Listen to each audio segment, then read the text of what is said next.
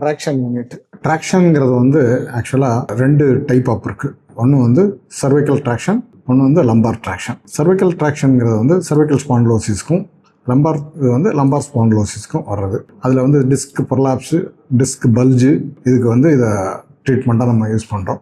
இது வந்து சர்வைக்கல் ட்ராக்ஷனுங்கிறது வந்து சர்வைக்கல் வெர்டிப்ராவில் ஏதாவது நெர்வ் கம்ப்ரெஷன் ஆகி ரேடியேட்டிங் பெயின் இருக்குது அப்படின்னு சொன்னால் அதுக்கு சர்வைக்கல் ட்ராக்ஷன் இருக்கும். லம்பார் ட்ராக்ஷன் வந்து back pain, low back pain, அது ரேடியேட்டிங் லிம்பில் வந்து ரேடியேட்டிங் பெயின் இருக்குதுன்னு சொன்னால் லம்பார் ட்ராக்ஷன் யூஸ் பண்ணுவோம்.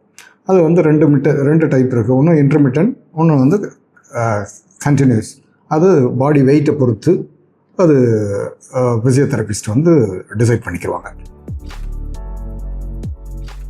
இது வந்து எலக்ட்ரிக்கல் மசில் ஸ்டிமுலேட்டர். நெர்வ் ஸ்டிமுலேஷனுங்கிறது வந்து பாதிக்கப்பட்ட நெர்வு, ஃபெரலைஸ் ஆன நெர்வு, இன்ஜுரி ஆன நெர்வை வந்து ஸ்டிமுலேட் பண்ணுறதுக்கு. உதாரணத்துக்கு சொல்ல போனோம்னா ஃபேஷியல் பால்சி, முகவாதம், அடுத்தாப்பில் வந்து ரெஸ்ட் ட்ராப், ஃபுட்டு ட்ராப்ஸ், அடுத்தாப்பில் வந்து பேராப்ளிஜியா, இதெல்லாம் வந்து நெர்வ் ஸ்டிமுலேஷன்னால் நமக்கு வந்து மசில் வந்து ஆக்டிவேட் ஆகும். இது வந்து டிபெண்ட்ஸ் அப்பான் த இன்ஜுரியை பொறுத்து ஒரு 3 வீக்ஸ் to 4 வீக்ஸ் வரையிலும் நம்ம அந்த ட்ரீட்மெண்ட் எடுக்க வேண்டியிருக்கும்.